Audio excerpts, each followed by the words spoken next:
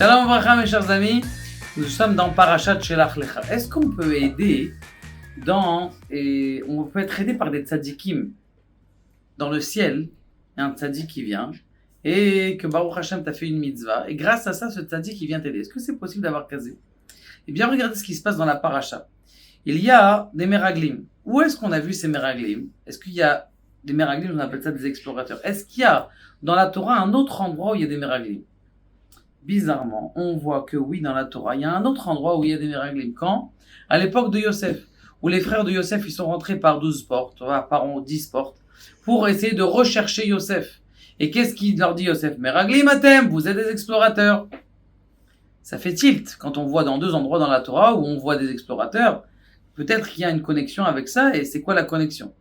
Autre chose, est-ce que Béhémet, lorsqu'ils ont dit les explorateurs des mauvaises choses sur le Eretz Israël, sur la terre d'Israël, eh bien, est-ce que peut-être ils avaient une bonne kavana, une bonne intention, parce que c'était des gens qui étaient tzadikim, c'était des chefs de tribus, a priori, c'est des gens qui étaient tzadikim. Et autre question qui est un peu plus tight, c'est-à-dire sur le texte lui-même, comment ça se fait qu'au début c'est marqué Shlach lecha anashim, et puis après c'est marqué Tishlachu, ils ont été envoyés. Donc, comment ça se fait que au début c'est pour toi, tu envoies, et puis après ils ont été envoyés? C'est la première question. Et bizarrement aussi, comment ça se fait que Moshe il a prié pour Yoshua et les autres, les pauvres, ils n'ont pas le droit d'avoir une petite prière pour eux? Pas spécialement Yoshua, on a prié pour lui. Pour essayer de répondre à cette question, eh bien, on a un grand yesod que vous devez connaître dans la Kabbalah, puisque c'est la paracha et la Kabbalah, c'est ce qu'on appelle le haïbour. Vous avez déjà connu ce que c'est le moussag de Gilgul. C'est quoi Gilgul? C'est-à-dire que quelqu'un, il n'a pas fini sa vie et qu'il est obligé de revenir en Gilgul. D'ailleurs, il dit le Arizal sur le Teilim, Azameral Elohai Be'odi, que un homme, il doit essayer de ne pas revenir en Gilgul. Azameral Elohai, que je puisse finir mon tikkun. Be'odi dans cette génération. Pourquoi tu vas entendre encore à un tour de renaître, de refaire pousser les dents, de rapprendre à marcher, d'apprendre un métier, de te faire taper par tes parents, de gagner de l'argent, de te marier avec une femme, de prendre la tête avec elle, encore une fois, Azameral Elohai Be'odi. Viens, on finit maintenant, fais des bons tikkunim, fais des bons shovavim, fais des bons ta'aniyot, fais des remerciements à Kadosh Baruch Hu, fais des Mlikute Moharan, tu dis les secrets de la Kabbalah, au lieu de regarder quand est-ce que le Mashiach il va venir. Fais venir le Mashiach. Et Kitsour, donc, et on dit Zameral Elohai Be'odi. Donc ça c'est le Gilgul. Maintenant il y a une autre chose qui s'appelle le Haïbour. Le Haïbour en hébreu, ça voudrait dire enceinte. Dans quel rapport enceinte et les neshamot? Eh bien, tout simplement, de même qu'une femme, Baruch Hashem, elle a un bébé, petit garçon. Eh bien, ce petit bébé-là, il y a une âme dans une âme. Elle s'appelle Madame Untel, Ilana, et son fils, il s'appelle Madame, le fils s'appelle Yosef. Donc ça veut dire que quoi? Ça veut dire qu'il y a deux âmes. C'est possible qu'il y ait deux âmes dans une personne. La même chose, quelqu'un, il peut être enceinte d'un tzaddik. Ouais, il a fait une belle mitzvah. Il s'est occupé d'un pauvre, il a remis à un niveau, il a, comment on appelle ça, il l'a remis sur le marché, il a refait travailler. Il y avait à l'époque Rav Toledano, il faisait ça avec les pauvres. Il a dit, celui-là, il a fait la même mitzvah que moi, je veux venir l'aider. Misken. Qu'est-ce qu'il fait? Il vient l'aider. Ou il a fait une belle mitzvah, je sais pas moi, il a fait un beau kibbutz avaem. Il arrive, il vient l'aider. Comme le voisin de Rabbi Shimon Bar Yochai, il vient l'aider. Je tabarre chez moi, ça s'appelle le haïbour. Et des fois, tu peux ressentir une certaine élévation spirituelle. Ça peut être quoi? Un tzaddik. Ça peut être même Avraham Avinu, même Yitzhak, même Yaakov. Rabbi Shimon Bar Yochai peut venir être mita'aber à l'intérieur de toi. Puis Tom, tu es en train de voir que tout ce que tu apprends dans la Torah, c'est clair. Tout ce que tu fais, ça, tu peux être mita'aber de... Comment il s'appelle celui-là? Rothschild, Volcourt. Tu viens, chaque chose que tu touches de l'or. Bekitsour, tu peux avoir des haïbourim comme ça. Alors, allez-nous, on peut avoir le contraire. Quelqu'un, il peut être mitaraber, ça veut dire il peut être enceinte d'un rachat s'il fait une avera. Comme le Harizal le raconte, que à l'époque, qu'il y avait un Rabbi Yochanan qui était Kohen Gadol. Pendant 80 ans, il faisait tous les jours, il était Kohen Gadol, pendant 80 ans.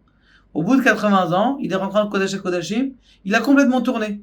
À cause de quoi? Parce qu'il n'a pas fait une bracha bien comme il fallait. Il y a une neshama d'un rachat qui est rentrée à l'intérieur de lui. Combien c'est important de faire des brachot? Parce que quand tu fais une bracha, ça t'empêche qu'il y ait des mauvaises âmes qui sont à l'intérieur de la nourriture, qui rentrent à l'intérieur de lui. Il avait oublié de faire une bracha ou un petit truc comme ça. Et il y a une mauvaise neshama qui est rentrée à lui et il s'est transformé en tzedoki. Il est mort cette année-là. Maintenant, ce qui s'est passé, c'est que Moshe Rabbeinu, il a senti un petit peu arriver, comment on appelle ça, les miraglim. Il sentait. Akadosh Baruch Hu, lui, il savait Birchlat. Qu'est-ce qu'il a dit? Il a demandé que on puisse venir les aider. Qui est-ce qui est venu les aider? Réhouven. Il est rentré dans la tribu de Réhouven. Shimon, dans la tribu de Shimon. Lévi, attention, on va voir plus tard. Et tous les tribus, ils sont descendus dans leur tribu. Maintenant, la tribu de Lévi, ils n'allaient pas acquérir la terre d'Eretz Israël. On sait très bien que les Lévi, ils n'ont pas de parents en Eretz Israël. Donc, ils n'avaient pas d'envoyé. Qui est-ce qui est parti? Yoshua, c'est Moshe qui aurait dû partir, puisque lui, il est Lévi. Mais il a envoyé à sa place son élève. Maintenant, comme son élève, lui, il n'est pas parti, il a dit à Kadosh Baruch Hu, je t'en prie. Lui, il n'a pas de Gilgul. Envoie-lui quand même un hibour, envoie-lui une aide. Et ce qui s'est passé, c'est qu'il lui a envoyé l'aide de Lévi. Et c'est pour ça qu'il lui a rajouté Yehoshua. Ya Yoshi'atra me'atzat meraglim. Dieu, il va te protéger. Lévi, c'est quoi? C'est celui qui aide. Lévi, c'est un monsieur Lévi. C'est comme Lévaya, alors allez-nous. Quelqu'un qui accompagne. On accompagne. Là aussi, il a été accompagné. Maintenant, ce qui se passe, c'est que on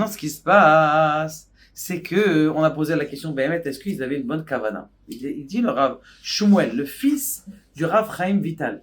Il dit, moi je pense qu'ils avaient une bonne kavana. Une des explications, c'est quoi? C'est qu'ils savaient que juste avant la paracha dernière, il y avait Eldad ou Medad, qui étaient les neveux de Moshe. Ils ont dit tout simplement, Moshe Rabbeinu, il va mourir, et Yehoshua, c'est lui qui va rentrer. Il dit, quoi, Yehoshua? Nous, on veut garder Moshe Rabbeinu, un homme de lumière. Tu ne veux même pas le regarder. Il fallait qu'il mette un masque sur lui. Il a parlé avec Dieu. C'est un homme extraordinaire. On veut le garder encore quand il va mourir maintenant. 80 ans, 82, 3. Non, on veut le garder encore un peu. Donc, ils sont partis détourner le projet divin. Ils ont fait des fautes, ils ont parlé du Lachon Hara, ils sont revenus, le Lachon Hara il a été fait, et comme ça on a gardé Moshe Rabbeinu encore combien? Encore 40 ans, encore 38 ans, le moment où on était. Donc eux en vérité ils avaient peut-être une bonne kavana. C'est vrai que le Zohar HaKadosh dit qu'ils avaient une kavana que s'ils rentraient en Eretz Israël, eh bien ils allaient plus être des princes, ils allaient être des monsieur tout le monde, et donc ça les a empêchés de dire du bien sur Eretz Israël. Maintenant qu'est-ce qu'on apprend de là? On apprend de là quelque chose d'extraordinaire, que dans la vie, on peut être aidé par des neshamot. On peut être aidé et on peut demander. Et d'ailleurs, je vous donne une petite ségoula. Vous prenez un verre d'eau. Eau, en hébreu, c'est Gematria 90. Maintenant, comme vous le savez, si vous associez le nom de Yud Kevav Kei qui est 26, plus le nom de Amonai, Aleph, Dalet, Nun, Yud, qui est le nom qui est 65, 61, eh bien, ça fait 91.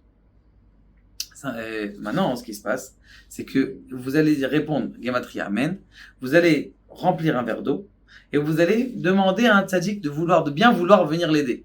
Et vous pensez, quand vous voyez avec ce verre d'eau, et le nom de la connexion de ces deux lettres, et vous buvez cette eau-là, et vous demandez à Eliyahu Navi de venir vous voir, puisque Maïm, c'est encore la Gematria plus le tzaddik. Et vous buvez ça, et Be'ezrat Hashem, vous puissiez avoir de l'aide du ciel. Et toujours, il faut demander. Le Zohar HaKadosh, il dit, sur ça je finis, il dit quelque chose d'extraordinaire. Il dit, si les morts ne priaient pas pour nous dans le ciel, on n'aurait pas pu tenir une seconde. Et c'est pour ça qu'on dit que le respect des parents, c'est le plus après la mort. Plus que quand ils sont encore vivants. Pour vous dire combien est-ce qu'on doit respecter nos parents. Et combien est-ce qu'on peut avoir de l'aide des niftarim. Et c'est pour ça que ta grand-mère et ta mère, ils sont là en train d'allumer des bougies. C'est pas pour rien. Yesodo beharere kodesh, c'est quelque chose qui est très sain. Maintenant, ce qu'on doit nous faire attention, comment ça se fait, les mecs, ils n'ont pas été aidés par Réhouven, Shimon, Lévi, Yehuda? Pourquoi ils n'ont pas été aidés? Tout simplement parce que il reste toujours ta force de volonté. Il reste toujours ton libre arbitre. Et des fois, le libre arbitre, il est très très dark, très très fin. Tu dois faire en sorte de te forcer à ce moment-là où tu dois faire la vera, pas faire la vera, de te sauver, de faire la mitzvah plus que de faire la vera. Et quand quelqu'un il se sauve, il fait une beaucoup plus grande mitzvah que quand quelqu'un, eh bien, il fait une mitzvah. C'est-à-dire le fait de s'empêcher de faire du mal, eh bien, c'est bien plus grand que de faire une mitzvah qui est active. Qu'Akadosh Baruch Hu nous aide à recevoir de l'aide divine et de l'aide des tzadikim, et que, Be'ezrat Hashem, on puisse tous ensemble nous amener l'avènement du Mashiach. Baruch Adonai l'olam.